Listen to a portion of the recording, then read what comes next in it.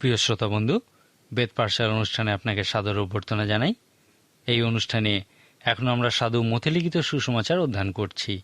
এখান থেকে যীশু খ্রিস্টের সেই মহান উপদেশগুলির অন্যতম পর্বতদত্ত উপদেশ অধ্যয়ন করছি। আসুন এখন দেখি যীশু খ্রিস্ট যে 4টি উপমার মধ্যে দিয়ে একজন প্রকৃত খ্রিস্ট বিশ্বাসী চরিত্র কিরূপ হওয়া উচিত তা ব্যাখ্যা করেছেন। লেখা আছে, তোমরা পৃথিবীর লবণ, কিন্তু লবণের স্বাদ যদি যায় তবে তাহা কি প্রকারে লবণে গুণবিশিষ্ট করা যাইবে? তাহার কোনো কার্যে লাগে না, কেবল বাহিরে ফেলিয়া দিবার ও লোকের পদতলে দলিত হইবার যোগ্য হয়। তোমরা জগতের দীপ্তি। পর্বতের উপরে স্থিত নগর গুপ্ত থাকিতে পারে না, আর লোকে প্রদীপ জ্বালিয়া কাঠার নিচে রাখে না, কিন্তু দীপাধারের উপরেই রাখে, তাহাতে তাহা গৃহস্থিত সকল লোককে আলো দেয়। তদ্রূপ তোমাদের দীপ্তি মনুষ্যদের সাক্ষাতে উজ্জ্বল হোক, যেন তাহারা তোমাদের সৎক্রিয়া দেখিয়া তোমাদের স্বর্গস্থ পিতার গৌরব করে। আমি এখন আপনাকে আবার যীশু খ্রিস্টের কাছে সেই পর্বতের উপরে আসার আমন্ত্রণ জানাচ্ছি। ইহাকে আমরা একটা উদ্দীপনা সভাও বলতে পারি। এই সবার উদ্দেশ্য ছিল খ্রিস্টের সেই শিষ্যদের দেখানো যে কিভাবে তারা এই পৃথিবীর সকল সমস্যার ক্ষেত্রে তাঁর সমাধান ও উত্তরের অংশ হতে পারে। আমরা এই উপদেশের প্রসঙ্গ আলোচনার সময় দেখেছিলাম যে খ্রিস্ট সেই জনতাকে 2টি ভাগে ভাগ করেছিলেন।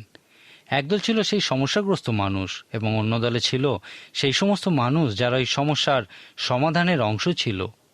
এখান থেকে আমরা খ্রিস্ট বিশ্বাসীতে পরিণত হওয়ার ক্ষেত্রে সম্পর্কিত সংকটের বিষয় দেখেছিলাম। তারপর এই উপদেশের মূল বক্তব্য থেকে আমরা একজন প্রকৃত খ্রিস্ট বিশ্বাসীর চারিত্রিক বৈশিষ্ট্যের বিষয়ে একটি মহান আচরণ বিষয়ক উপদেশও দেখেছিলাম।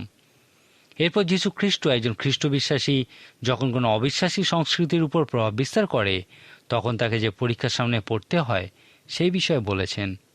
যীশু খ্রিস্ট ইহার 4টি প্রতীক বা উপমার মধ্যে দিয়ে ব্যাখ্যা করেছেন। যেমন, তোমরা হলে এই পৃথিবীর লবণ, এই পৃথিবীর দীপ্তি। তোমরা পর্বতে স্থিত এমন শহর যা লুকানো যায় না, এবং তোমরা হলে দীপাধারের উপর জ্বলন্ত প্রদীপ। অনেক পণ্ডিত ব্যক্তি মনে করেন যে যীশু খ্রিস্টের পর্বতে দত্ত উপদেশে সেই আচরণ বিষয়ক 8টি উপদেশই হল মুখ্য প্রচার, এবং বাকি 3টি অধ্যায় জুড়ে আছে ওই উপদেশ প্রচারের প্রয়োগের বিষয়। এই 4টি প্রতীক বা উপমার মধ্যে দিয়ে এই উপদেশের আবেদন বা প্রয়োগ শুরু হয়েছে। পর্বতে দত্ত উপদেশের মূল বক্তব্যকে সংক্ষেপে এইভাবে বলা যায় যে খ্রিস্ট বিশ্বাসীতে পরিণত হওয়ার ক্ষেত্রে সম্পর্কিত সংকট একজন প্রকৃত খ্রিস্ট বিশ্বাসীর চারিত্রিক বৈশিষ্ট্য, এবং এই মহান চারিত্রিক বৈশিষ্ট্যগুলি যখন সংস্কৃতি বা কৃষ্টির উপরে প্রভাব বিস্তার করে তখন তাদের সামনে ক্রমবর্ধমান পরীক্ষা। মথিলিখিত সুসমাচারের 5, 6 ও 7 অধ্যায় এই বিষয়গুলি প্রকাশ করে। যীশু খ্রিস্ট আমাদেরকে এই যে 4টি প্রতীক বা উপমা দিয়েছেন, এইগুলি আমাদের কাছে কোন অর্থ প্রকাশ করে? আসুন আমরা একটা একটা করে এইগুলি সংক্ষেপে আলোচনা করি। তোমরা পৃথিবীর লবণ, এই কথার অর্থ কি? আমার মনে হয় তিনি যে অর্থে এই কথা বলেছিলেন তা হলো সেই সময় খাবার জিনিসপত্র রাখার, বিশেষ করে মাংস ইত্যাদি রাখার জন্য তারা খুব ভালো করে সেই মাংসে নুন মাখিয়ে রাখত যেন তা নষ্ট না হয়। যীশু খ্রিস্ট লবণ কথাটির মধ্যে দিয়ে হয়তো ইহাই বলতে চেয়েছিলেন। যদি এই ধারণাই সঠিক হয় তাহলে যীশু খ্রিস্ট বলতে চেয়েছিলেন যে পৃথিবী সেই মাংসের মতোই নষ্ট হয়ে যাচ্ছে, এবং তার শিষ্যেরা হলেন সেই লবণ যা এই পৃথিবীর উপরে লাগানো হচ্ছে যেন তা নষ্ট হয়ে যাওয়ার হাত থেকে রক্ষা করা যায়। এই পৃথিবীকে নষ্ট হয়ে যাওয়া বা ধ্বংসের হাত থেকে বাঁচাতে পারে একমাত্র খ্রিস্টের সেই শিষ্যেরা যাদের মধ্যে সেই মহান আচরণ বিষয়ক উপদেশ আছে। যেভাবে মাংসের উপরে নুন লাগিয়ে তা নষ্ট হওয়ার হাত থেকে রক্ষা করা যায়, সেইভাবেই এই শিষ্যদেরকেও পৃথিবীর উপরে লাগাতে হবে। তাদেরকে অবশ্যই এই পৃথিবীর মানুষদের সঙ্গে মিলে যেতে হবে। যদি লবণ কথাটির ইহার সঠিক ব্যাখ্যা হয় তাহলে এখানে যীশু খ্রিস্ট তার শিষ্যদের সম্পর্কে একটা দৃঢ় উক্তি করেছেন। প্রকৃত গ্রিক ভাষায় এখানে যা লেখা আছে তার অর্থ করলে দাঁড়ায়, যীশু খ্রিস্ট বলছেন শুধুমাত্র তোমরাই এই পৃথিবীর লবণ। একজন প্রকৃত খ্রিস্ট বিশ্বাসীর প্রভাব এই পৃথিবীকে নৈতিক অবক্ষয়ের হাত থেকে রক্ষা করতে পারে। যীশু খ্রিস্ট ইহাই বলেছিলেন। যীশু খ্রিস্টের এই লবণ সংক্রান্ত প্রতীক বা উপমার অন্তত আরেকটি ব্যাখ্যা আমরা দেখতে পাই। সেই সময় রোমীয় সাম্রাজ্য সমস্ত পৃথিবীকে নিয়ন্ত্রণে রাখতে চাইত, এবং তারা জানত যে এই লবণ ছাড়া পৃথিবীর কোনো জীবিত প্রাণী জীবন ধারণ করতে পারে না। লবণ খুবই প্রয়োজনীয় একটি উপাদান। কিছু মানুষ আছেন যারা এমন জায়গায় থাকেন যে তাদেরকে এই লবণ সংগ্রহ করার জন্য প্রচুর কষ্ট সহ্য করতে হয়। শত কষ্ট সহ্য করেও তারা এই লবণ সংগ্রহ করে থাকেন, কারণ ইহা বিশেষ প্রয়োজনীয় একটা উপাদান। এখন আমরা দেখি যীশুখ্রিস্ট এই লবণ সংক্রান্ত প্রতীক বা উপমার মধ্যে দিয়ে এই পৃথিবী এবং তার শিষ্যদের বিষয়ে কিছু কঠিন উক্তি করেছিলেন। যীশুখ্রিস্ট তার শিষ্যদের বলছেন, তোমরা কি এই পর্বতের পাদদেশে উপস্থিত ওই লোকদের দেখতে পাচ্ছ? তাদের কাছে জীবন নেই। জীবনের কিছু বিশেষ লক্ষণ তাদের মধ্যে আছে, ইহার অর্থ এই নয় যে তাদের মধ্যে জীবন আছে। তারা আশীর্বাদযুক্ত নয়, তারা আত্মিকভাবে বৃদ্ধিপ্রাপ্ত নয় এবং তাদের জীবনে অনুগ্রহও নেই। আমার পিতা তাদেরকে যে জীবন দিতে ইচ্ছা করেন তা তাদের মধ্যে নেই। যাই হোক, যদি তোমরা আমার কথা বুঝতে পারো এবং সেই আচরণ বিষয়ক শিক্ষার অভিজ্ঞতা লাভ করে থাকো, তাহলে তোমাদের মধ্যে সেই জীবন আছে এবং তোমাদের মধ্যে দিয়েই তারা জীবন খুঁজে পাবে। অতএব সেই লোকেদের মধ্যে নেমে যাও এবং তাদের সঙ্গে থাকো আর সেই জীবনদায়ী নীতিতে পরিণত হও, যেন তারা জীবন খুঁজে পায়। যীশুখ্রিস্ট তাঁর শিষ্য এবং এই জগতের সম্পর্কে খুবই কঠিন উক্তি করেছিলেন। একজন প্রচারক একবার কোনো একটা জায়গায় প্রচার করতে গিয়েছিল, কিন্তু সেই জায়গাটা প্রচণ্ড গরম ছিল। এতই গরম ছিল যে দিনের বেলা বাইরে বেরোনো প্রায় অসম্ভব ছিল। এই রকম একটা দিনে সেই প্রচারক তার শীততাপ নিয়ন্ত্রিত ঘরের মধ্যে থেকে বাইরের দিকে তাকিয়ে বলেছিলেন, আমি এই ঘরের মধ্যে থেকে এই জায়গাটা দেখতে চাই, বাইরে বেরিয়ে নয়। তারপরই তার মনে হয়েছিল, যদি ঈশ্বর পৃথিবীর সম্পর্কে এই রকম ধারণা পোষণ করতেন, যদি তিনি মাংসে মূর্তিমান না হতেন এবং আমাদের সঙ্গে বসবাস না করতেন, যেন আমরা তার মহিমা অনুগ্রহ দেখতে না পাই, তাহলে আমার কি হতো? আপনি আমি কখনোই এই পৃথিবীর লবণ এইভাবে হতে পারি না। পৃথিবীর লবণ হতে গেলে আমাদের অবশ্যই সেই লোকেদের মাঝে গিয়ে তাদের সঙ্গে বসবাস করতে হবে। শুধুমাত্র তাদের সঙ্গে বাস করার মধ্যে দিয়েই আমরা তাদেরকে খ্রিস্ট বিশ্বাসী রূপে ঈশ্বর আমাদেরকে যে মহান চারিত্রিক বৈশিষ্ট্যগুলি দিয়েছেন তা দেখাতে পারি। ধন্য যারা আত্মাতে দিনহীন, কথাটির অর্থ হল সেই সমস্ত মহান আচরণ আপনি নিজে উৎপন্ন করতে পারেন না, কিন্তু ঈশ্বরই আপনার মধ্যে দিয়ে তা উৎপন্ন করেন। পবিত্র আত্মার অলৌকিক শক্তি ছাড়া আপনি কিছুতেই এই সমস্ত মহান চারিত্রিক বৈশিষ্ট্যের অভিজ্ঞতা লাভ করতে পারবেন না বা তা প্রকাশও করতে পারবেন না। এই পৃথিবীর লবণ হওয়ার জন্য আপনারও অলৌকিক শক্তি প্রয়োজন। যদি পবিত্র আত্মা আপনার সঙ্গে থাকেন, তাহলে আপনি সেই সমস্ত অবিশ্বাসী শত্রুভাবাপন্ন মানুষের কাছে লবণস্বরূপ উপস্থিত হওয়ার ক্ষমতা লাভ করবেন। যাই হোক, আমি আবার বলি, এই কাজ সম্পন্ন করার জন্য কিছু অলৌকিক শক্তির প্রয়োজন। যীশুখ্রিস্ট তাঁর শিষ্যদের সেই সমস্ত অবিশ্বাসী সংস্কৃতির উপর প্রভাব বিস্তার করার কঠিন পরীক্ষার বিষয়ে দ্বিতীয় যে উক্তি করেছিলেন তা হল, তোমরা জগতের দীপ্তি। যীশুখ্রিস্ট এই বিষয়ে ব্যাখ্যা করে তাদেরকে বলেছিলেন, লোকে প্রদীপ জ্বালিয়া কাঠার নিচে রাখে না, কিন্তু দীপাদারির উপরেই রাখে, তাহাতে তাহা গৃহস্থিত সকল লোককে আলো দেয়। যীশুখ্রিস্ট বলেছেন যে এই পৃথিবীর মানুষ জানে না যে তারা অন্ধকারে বাস করছে। যীশুখ্রিস্ট সেই জনতার যে বিষয়টি দেখে তাদের প্রতি দয়ায় কেঁদেছিলেন তা হল, সেই লোকেরা ছিল মেষপালকহীন মেষদের সমতুল্য। তারা হারিয়ে গেছিল, কিন্তু তারা তা জানত না। এই বিষয়টা প্রকৃতই খ্রিস্টের অন্তর স্পর্শ করেছিল। যীশুখ্রিস্ট সর্বসমক্ষে তার 3 বছরের প্রচার কাজের শেষে যখন সেই বিখ্যাত পালকীয় প্রার্থনা করেছিলেন, যা সাধু যোহন লিখিত সুসমাচারে 17 অধ্যায়ে লিপিবদ্ধ আছে, সেখানে তিনি 17 বার এই পৃথিবীর উল্লেখ করেছিলেন। তার এই প্রার্থনা শুনলে তার হৃদয়ে পৃথিবীর প্রতি গভীর ভালোবাসার বিষয়টি পরিষ্কার বোঝা যায়। যীশুখ্রিস্ট এই পৃথিবীর প্রতি গভীর বোঝার সঙ্গে প্রার্থনার মধ্যে দিয়ে কিছু আকর্ষণীয় বিষয় বলেছিলেন। তিনি বলেছিলেন, কিন্তু আমি জগতের নিমিত্ত নিবেদন করিতেছি না, কিন্তু যে সকল আমাকে দিয়াছ তাহাদেরই নিমিত্ত, কেননা তাহারা তোমারই। তিনি বলেছিলেন, আমি তাদের জন্যই প্রার্থনা করছি এবং সকলেই তাদেরকে দিয়েছি। তোমরা জগতের দীপ্তি, এই কথাটির মধ্যে দিয়ে যীশুখ্রিস্ট ইহাই বলতে চেয়েছিলেন। গ্রিক ভাষায় যা লেখা আছে তার অর্থ এই রকম যে কেবলমাত্র তোমরাই এই জগতের দীপ্তি। তোমরা ছাড়া সমস্ত কিছুই অন্ধকারে আছে।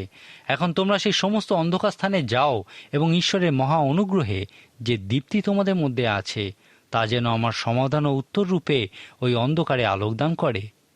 এই দীপাদারের উপর জ্বলন্ত প্রদীপ সংক্রান্ত প্রতীক বা উপমাটি অনেকের কাছেই খুবই প্রিয়।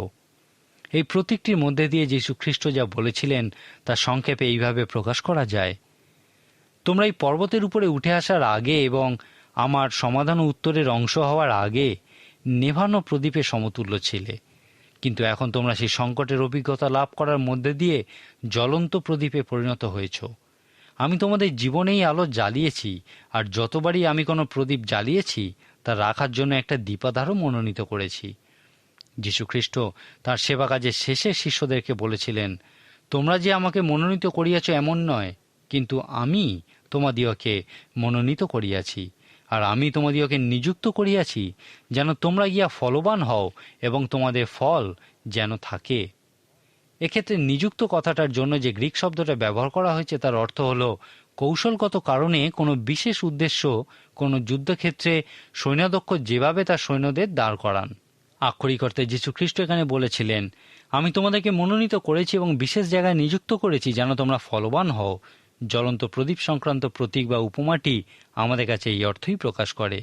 একটা কচ্ছপ কখনোই কোনো খুঁটির উপরে বেয়ে উঠতে পারে না। যদি কখনো কোনো কচ্ছপকে কোনো খুঁটির উপর দেখা যায় তার অর্থ হলো কেউ তাকে সেখানে তুলে দিয়েছে। প্রত্যেক বিশ্বাসীর উচিত নিজেকে এই মতো মনে করা, এই জায়গায় ঈশ্বর আমাকে তুলেছে নিশ্চয়ই কোনো বিশেষ কারণে, কোনো উদ্দেশ্য পূরণ করার জন্য। এরপর যীশুখ্রিস্ট বলেছিলেন, তোমরা পর্বতের উপরে স্থিত নগরস্বরূপ, যাহা গুপ্ত রাখা যায় না। যদি আপনার মধ্যে এই মহান চারিত্রিক বৈশিষ্ট্যগুলি থাকে তাহলে আপনি নিজেকে লুকিয়ে রাখতে পারবেন না। যীশুখ্রিস্টের জীবন পর্বতের উপরে স্থিত নগরের সমতুল্য ছিল, যা গোপন করা সম্ভব ছিল না। যখন আপনি প্রকৃতই যীশুখ্রিস্টের একজন শিষ্যে পরিণত হবেন তখন আপনি এই বিষয়টা কিছুতেই গোপন রাখতে পারবেন না যে আপনি যীশুখ্রিস্টের শিষ্য। চিন্তা করুন, আপনি কি যীশুখ্রিস্টের একজন শিষ্য? যদি আপনি খ্রিস্টের শিষ্য হন তাহলে এই সত্য কি আপনি লুকিয়ে রাখতে পারেন? একজন খ্রিস্ট বিশ্বাসীকে চিনতে জগতের বেশি সময় লাগা উচিত নয়, কারণ তার মধ্যে দিয়েই এই সকল মহান বৈশিষ্ট্যগুলি প্রকাশিত হয়। যীশুখ্রিস্ট বলেছেন, তোমাদের দীপ্তি মনুষ্যদের সাক্ষাতে উজ্জ্বল হোক, যেন তারা তোমাদের সৎক্রিয়া দেখিয়া তোমাদের স্বর্গস্থ পিতার গৌরব করে। প্রিয় শ্রোতা বন্ধু, এই অনুষ্ঠানে আমরা এখন মথিলিখিত সুসমাচার থেকে যীশুখ্রিস্টের সেই মহান পর্বতদত্ত উপদেশ আলোচনা করছি। আমরা আগেই বলেছি যে এই পর্বতদত্ত উপদেশের মধ্যে প্রকৃত উপদেশ মথিলিখিত সুসমাচারের 5 অধ্যায়ের প্রথম 16 পদে লেখা আছে, আর বাকি সমস্ত অংশে আমরা এই উপদেশের প্রয়োগের বিষয় দেখতে পাই। প্রথমত, এই 8টি আচরণ বিষয়ক উপদেশ 2টি ভাগে ভাগ করা যায়। প্রথম 4টি উপদেশ হল ঈশ্বরের কাছে আগমন বিষয়ক। পুরাতন নিয়ম অধ্যয়নের সময় আমরা ঈশ্বরের কাছে আসা এবং যাওয়ার বিষয়ে দেখেছিলাম। তারা ঈশ্বরের মহান কার্যকারী হওয়ার আগে ঈশ্বরের মহান আরাধনাকারীতে পরিণত হতো। ঈশ্বরের পক্ষে যাওয়ার আগে অবশ্যই তাদেরকে ঈশ্বরের কাছে আসতে হতো। এই প্রথম 4টি উপদেশে যখন আপনি বুঝতে পারবেন যা ঈশ্বরের কাছে আসার বিষয়ে ব্যাখ্যা করে, দেখবেন যে যখন আপনি ঈশ্বরের কাছে আসেন তখন তিনি আপনার মধ্যে দিয়ে কাজ করেন। কিছু বিষয় ব্যক্তিগত অধ্যাবসায়ের ফলে বৃদ্ধি লাভ করে, যেমন আপনার প্রতিভা। যদি আপনি একজন বড় বেহালাবাদক হতে চান তাহলে আপনি ঘরের মধ্যে বসেই ঘন্টার পর ঘন্টা বাজাতে পারেন, আর এইভাবেই একজন বড় শিল্পী হতে পারেন। কিন্তু খ্রিস্টীয় চরিত্র ঘরের মধ্যে বৃদ্ধি লাভ করে না। এই আচরণ বিষয়ক উপদেশের প্রথম 4টি সেই পর্বতের উপরে বা ঘরের মধ্যে নির্জনে বৃদ্ধি লাভ করতে পারে। আপনি নির্জনে আত্মায় দিনহীন হতে পারেন, নম্র হতে পারেন, শোক করতে পারেন বা ধার্মিকতার জন্য ক্ষুধিত বা তৃষিত হতে পারেন। এই সমস্ত কিছুই ঈশ্বরের কাছে আসার সঙ্গে সম্পর্কযুক্ত। কিন্তু এই আচরণ বিষয়ক উপদেশের শেষ 4টি অভিজ্ঞতা আপনি ঘরের ভিতর নির্জনে বসে লাভ করতে পারবেন না। আচরণ বিষয়ক পঞ্চম উপদেশটি হল, ধন্য যাহারা দয়াশীল। দয়া হল নিঃশর্ত ভালোবাসা। যদি আপনি সেই পর্বতের উপর থেকে না নেমে আসেন বা ঘরের বাইরে না বার হন তাহলে কিভাবে এই নিঃশর্ত ভালোবাসা দেখাবেন? এই দয়াশীলতা আপনাকে সেই জনতার মাঝখানে নামিয়ে আনে। যীশুখ্রিস্টের শিষ্য বিশুদ্ধ অন্তঃকরণে নিঃশর্তে সেই লোকেদেরকে ভালোবাসা দান করে। যদি আপনি মিলন করিয়ে দিতে চান তাহলে আপনাকে ঘরের বাইরে আসতে হবে এবং সেখানে যেতে হবে যেখানে দ্বন্দ্ব আছে। যখন খ্রিস্টের কোনো শিষ্য অত্যাচারিত হয় তা প্রমাণ করে যে সেই শিষ্য পর্বতের উপর থেকে নেমে এসে সেই জনতার মধ্যে সমস্ত সমস্যার মধ্যে উপস্থিত হয়েছে। এই শেষ 4টি উপদেশ ঈশ্বরের পক্ষে যাওয়ার সঙ্গেই সম্পর্কিত। কোনো একজন বিখ্যাত প্রচারক বলেছিলেন যে এই 8টি আচরণ বিষয়ক উপদেশ হল পর্বতে ওঠা ও নামার সমতুল্য। ধন্য যাহারা আত্মাতে দিনহীন, আপনাকে পর্বতে ওঠার পথে কিছুটা এগিয়ে দেয়। ধন্য যাহারা শোক করে, আপনাকে অর্ধেক উঁচুতে ওঠায়। ধন্য যারা মৃদুশীল, আপনাকে প্রায় পর্বতের চূড়ার কাছাকাছি নিয়ে যায়, এবং শেষে ধন্য যারা ধার্মিকতার জন্য ক্ষুধিত ও তৃষিত, আপনাকে পর্বতের চূড়ায় পৌঁছে দেয়। এখন যখন আপনি পর্বতের চূড়ায় পৌঁছেছেন, সমস্ত ধার্মিকতায় পূর্ণ হয়েছেন এবং অন্য দিক থেকে নেমে আসতে চলেছেন, তখন আপনি কীরকম হয়েছেন? আপনি সেই মানুষে পরিণত হয়েছেন যে সম্পূর্ণ বিশুদ্ধ অন্তঃকরণে মানুষকে নিঃশর্ত ভালোবাসা দিতে পারে। যখন আপনি পর্বতের পাদদেশে পৌঁছাবেন এবং আপনি মিলন করিয়ে দেবেন, তখন আপনি অত্যাচারিত হবেন। আমার মনে হয় এই উপদেশগুলি সুন্দর উপায়েই সংক্ষেপে ব্যাখ্যা করা যায়। আমি আগেই বলেছি যে যীশুখ্রিস্টের মতানুযায়ী এই আচরণগুলি আমাদেরকে লবণ, দীপ্তি, পর্বতে স্থিত নগর এবং দীপাধারে জ্বলন্ত প্রদীপে পরিণত করে। এই বৈশিষ্ট্যগুলি মানুষের প্রয়োজনের ক্ষেত্রে যীশুখ্রিস্টের একমাত্র সমাধান এবং উত্তর। আমি বিশ্বাস করি খ্রিস্টে সেই সমাধান ও উত্তরে পরিণত হওয়ার জন্য 4টি আত্মিক বিষয় শিখতে হবে। প্রথমত, আমি পারি না, কিন্তু তিনি পারেন এবং তিনি আমার সঙ্গে আছেন। আচরণ বিষয়ক প্রথম 2টি উপদেশকেও এইভাবেই বলা যায় যে, প্রভু, আমি পারি না, আমি সেই সমাধান হতে পারি না, কিন্তু তুমি পারো এবং তুমি আমার সঙ্গে আছো। এখন এই আচরণ বিষয়ক 3য় ও 4র্থ উপদেশের ক্ষেত্রেও আমরা এই একই বিষয় দেখি। মৃদুশীলতা আমাদের ইচ্ছার সঙ্গে সম্পর্কযুক্ত। একজন খ্রিস্ট বিশ্বাসীতে পরিণত হওয়া আপনার ইচ্ছার উপরই সম্পূর্ণ নির্ভরশীল। এই 2টি উপদেশকে সংক্ষেপে এইভাবে আমরা প্রকাশ করতে পারি: ঈশ্বর, আমি করতে চাইনি, কিন্তু তুমি চেয়েছিলে এবং তুমি আমার সঙ্গে আছো। আমার মনে হয় এই কথা আমাদের সততা প্রমাণ করে। ঈশ্বরের সামনে আপনাকে সৎ হতেই হবে। আপনি তার কাছ থেকে কিছুই লুকাতে পারবেন না।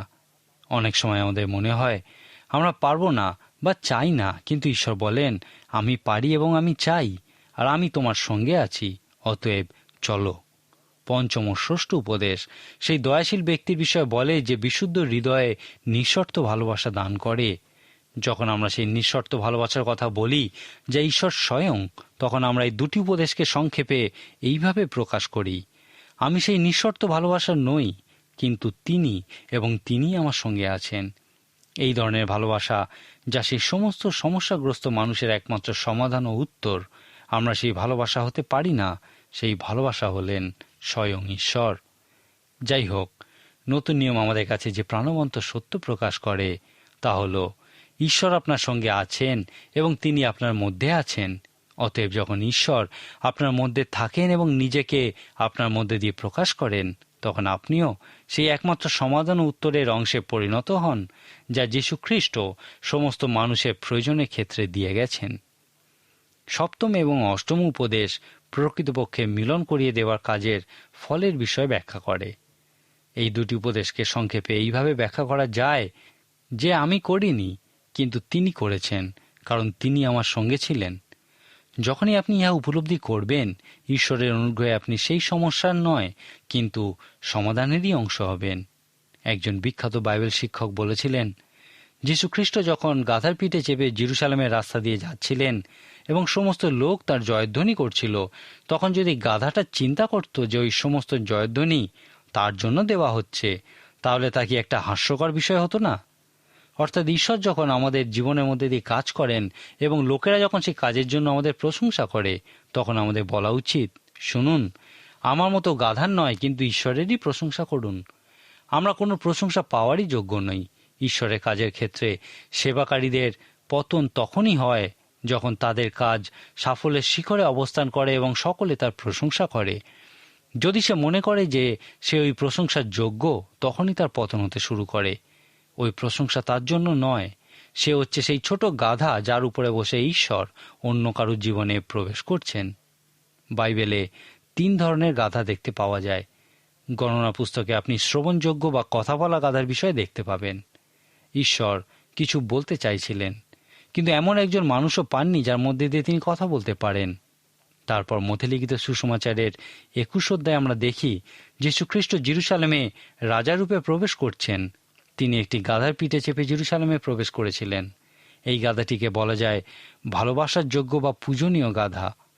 যীশুখ্রিস্ট যখন তার শিষ্যদের ওই গাধাটাকে খুলে আনতে পাঠিয়েছিলেন, তিনি বলেছিলেন, যদি ওই গাধাটির মালিক জিজ্ঞাসা করে তোমরা কি করছো, তখন তোমরা বলো যে ইহাতে প্রভুর প্রয়োজন আছে। আর তখনই তারা ওই গাধা তোমাদের সঙ্গে পাঠিয়ে দেবে। এই গাধাটিকে বলা যায় সহজপ্রাপ্য গাধা। ইহাই হলো আত্মাতে দিনহীন হওয়ার বিষয়ে মূল উপদেশ। আজকের দিনে আমরা একটা বিশেষ উক্তি শুনতে পাই যে ঈশ্বর মহান লোকেদের মধ্যে দিয়েই মহান কাজ করেন, কারণ তারা মহান। কিন্তু সত্য ইহা নয়। নতুন নিয়ম আমাদেরকে বলে ঈশ্বর অতি সাধারণ মানুষের মধ্যে দিয়েই সমস্ত অসাধারণ কাজ সম্পন্ন করে থাকেন, কারণ এই সাধারণ মানুষদের খুব সহজেই পাওয়া যায়। ঈশ্বর প্রকৃতপক্ষে ইহা চান যেন আমাদেরকে তার কাজের ক্ষেত্রে সহজেই পাওয়া যায়। আজকের দিনে যীশু খ্রিস্ট তার মণ্ডলী গঠন করার কাজে এই রকম সাধারণ মানুষের অন্বেষণ করছেন, যাদেরকে সহজেই পাওয়া যায়। যীশু খ্রিস্টের সমাধান ও উত্তর মানবতাবাদের থেকে অনেক দূরে অবস্থান করে। মানবতাবাদ বলে, আমি নিজেকে আমি যা পারি সেই দিকে এগিয়ে নিয়ে যেতে পারি, আমার দক্ষতার দ্বারা আমি সবকিছুই করতে পারি। কিন্তু যীশু খ্রিস্ট এই শিক্ষা দেননি। আপনি যদি তার এই শিক্ষা বুঝতে পারেন, তাহলে দেখবেন যে তিনি আমাদেরকে আমরা যা পারি সেই দিকে এগিয়ে নিয়ে যান। আমরা কে বা আমরা কি করতে পারি সেটা কোনো বিষয়ই নয়, কিন্তু ঈশ্বর কে এবং তিনি কি করতে পারেন সেটাই হলো মুখ্য বিষয়। বিখ্যাত প্রচারক বিলি গ্রাহামকে যখন তার জীবন এবং তার প্রচার কাজের সফলতার বিষয়ে প্রশ্ন করা হয়েছিল, তিনি বলেছিলেন, আমি কিছুই করিনি, কিন্তু ঈশ্বরই করেছেন এবং তিনি আমার মধ্যে দিয়েই তা করেছেন। তার আত্মজীবনীতে তিনি বলেছেন, আমি কে সেটা বড় বিষয় নয়, কিন্তু তিনি কে এবং তিনি কি করতে পারেন সেটাই হলো মূল বিষয়। আর আমি কিছুই করিনি, কিন্তু তিনিই করেছেন। এখন আপনি কি এই সুন্দর বৈশিষ্ট্যগুলির বিষয়ে বুঝতে পারছেন? পরবর্তী তত্ত্ব উপদেশের মূল বক্তব্যের বিষয় আমার আরও কিছু বলার আছে, কিন্তু আপনি নিশ্চয়ই ইহার প্রসঙ্গের বিষয়ে বুঝেছেন। সাধু মথির লেখা অনুযায়ী খ্রিস্ট বিশ্বাসীতে পরিণত হওয়া শুধুমাত্র এই বিষয়ে নয় যে এখানে আপনার জন্য কি আছে। সাধু মথি বলেছেন, যীশু খ্রিস্ট হলেন রাজাদের রাজা এবং প্রভুদের প্রভু, আর তিনি এমন মানুষের সন্ধান করছেন যারা সম্পূর্ণরূপে তাদের জীবন তার কাছে সমর্পণ করবে এবং বলবে, আমি তোমার সমাধানের অংশ হতে চাই, তোমার উত্তরের অংশ হতে চাই এবং তোমার জন্য মৃত্যুবরণ করতে চাই। পরবর্তী তত্ত্ব উপদেশে খ্রিস্ট বিশ্বাসীতে পরিণত হওয়ার বিষয়ে এই পরীক্ষাই মানুষের সামনে রাখা হয়েছে।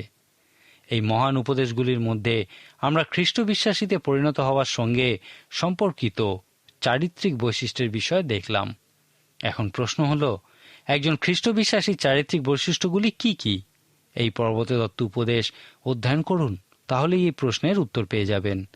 আমরা খুব সংক্ষেপে এখনো পর্যন্ত এই উপদেশের বিষয় দেখার চেষ্টা করেছি। সমগ্র বাইবেল এই পরবর্তী তত্ত্ব উপদেশের বিষয়ে বলে এবং স্পষ্টরূপে তা প্রকাশ করে। এই উপদেশগুলি গভীরভাবে অধ্যয়ন করুন ও উপলব্ধি করুন। যখন আপনি এই পরবর্তী তত্ত্ব উপদেশ প্রকৃতই বুঝতে পারবেন, তখন আপনি অবশ্যই এখানে একজন খ্রিস্ট বিশ্বাসীর চারিত্রিক বৈশিষ্ট্য যেভাবে ব্যাখ্যা করা হয়েছে তার প্রশংসা করবেন। তারপর এখানে বর্ণিত সেই প্রতীকগুলির বিষয়ে অধ্যয়ন করুন, যেমন লবণ, দীপ্তি, শহর, প্রদীপ ইত্যাদি, এবং একই সাথে ওই 3টি অধ্যায়ের সমস্তটাই অধ্যয়ন করুন। আপনি দেখবেন এই উপদেশগুলির আবেদন সমস্ত অবিশ্বাসী সংস্কৃতির উপর প্রভাব বিস্তার করে। আদি পুস্তক 3 অধ্যায়ে ঈশ্বর আদমকে প্রশ্ন করেছিলেন, কোথায় তুমি? ঈশ্বর চেয়েছিলেন যেন আদম চিন্তা করে যে ঈশ্বর তাকে কি জানাতে চান, তাকে কি করতে বলেন এবং তাকে কিরকম মানুষে পরিণত হতে বলেন। আদমের যেরকম হওয়া উচিত ছিল তিনি কিন্তু সেই রকম ছিলেন না। সেই জন্যই ঈশ্বর প্রশ্ন করেছিলেন, কোথায় তুমি? তিনি চেয়েছিলেন যেন এই প্রশ্ন আদমকে চিন্তা করতে বাধ্য করায় এবং সে সঠিক স্থানে পৌঁছায়। পরবর্তী তত্ত্ব উপদেশও এইভাবেই আমাদের জীবনে কার্যকারী হয়। আমরা এই শিক্ষার প্রসঙ্গ আলোচনার মধ্যে দিয়ে দেখি যে ঈশ্বর প্রশ্ন করছেন, কোথায় তুমি? তুমি কি এখনো সেই সমস্যার অংশ? তুমি কি সর্বদা সেই সমস্যার অংশই থাকতে চাও, বা তুমি কি সেই সমাধানের অংশ হতে চাও? খ্রিস্ট বিশ্বাসীতে পরিণত হওয়ার ক্ষেত্রে সম্পর্কিত সংকটের অভিজ্ঞতা কি আপনি লাভ করেছেন? আজকের মতো এখানেই শেষ করি। ঈশ্বর আপনার মঙ্গল করুন।